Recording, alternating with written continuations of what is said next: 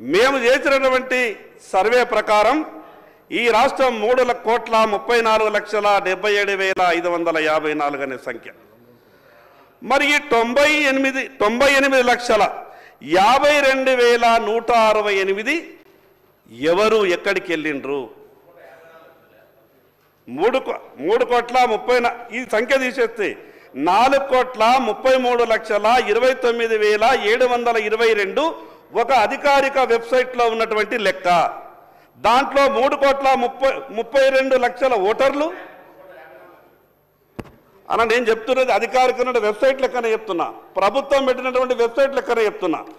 అయితే ఈ 98,52,168 మంది తక్కువ చేసి మీరు చూపిస్తున్నారు. అసలు ఈ సంఖ్యని ఏ రకంగా నిర్ణయించారు? నేను గౌరవ ముఖ్యమంత్రికి మీ ద్వారా విజ్ఞప్తి చేస్తున్నానంటే, మీరు మాట ఇచ్చిండ్రు, ఏం తొందరపడకుండ్రి. స్థానిక సంస్థల ఎన్నికలు 6 నెలల తర్వాత పెట్టుకుని ఏం కొప్పలు మునిగేది ఏం లేదు.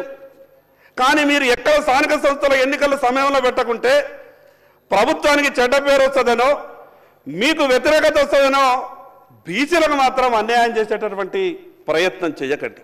భారతీయ జనతా పార్టీ ఎంత గొప్పగా ఆలోచిస్తుంది అనంటే, ఈ దేశంలో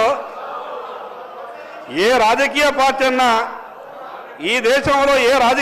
అన్నా మామూలు వ్యక్తులకు ముఖ్యమంత్రులుగా ప్రధానమంత్రులుగా అవకాశం ఇచ్చినటువంటి దాఖలాలు లేవు.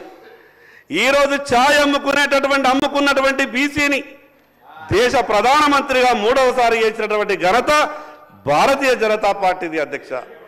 అధ్యక్ష నేనేమంటున్నానంటే, దేశ రాజకీయాల గురించి ఈ అసెంబ్లీలో చర్చ పెట్టే కన్నా ప్రత్యక్షంగా కనబడతా ఉన్నారు. బలహీన వర్గానికి సంబంధించిన నాయకుడు ప్రసంగం చేస్తూ ఉన్నాడు. సరే, ఈ సందర్భం వారు ముందు సీట్లు వస్తారని ఆశించినాం అధ్యక్ష.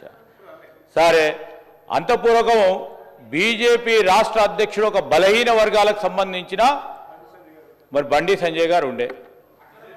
ఎవరు తీసింది అధ్యక్ష? కాంగ్రెస్ పార్టీ వచ్చి తీసింది అధ్యక్ష.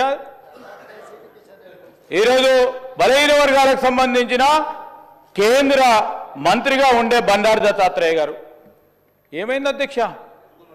ప్రస్తావన చేస్తూ ఉన్న సందర్భంలో ఈరోజు కూడా కాంగ్రెస్ పార్టీ బలహీన వర్గాలకు సంబంధించి ఈరోజు అన్ని వర్గాలకు సంబంధించి న్యాయం చేయాలనే ఒక కాంక్షతో మా రాహుల్ గాంధీ గారు ఇచ్చిన ఆలోచనతో ఒక అడుగుకు ముందుకేస్తే దాన్ని ఎట్లా అడ్డుకోవాలని చేసే ప్రయత్నంలో ముందుకు సాగకుండా మంచి సలహా సూచనలు ఇచ్చి దాని ఆచరణలు పెట్టాలని ప్రయత్నం చేస్తా ఉన్న మా పొన్నం ప్రభాకర్ గారిని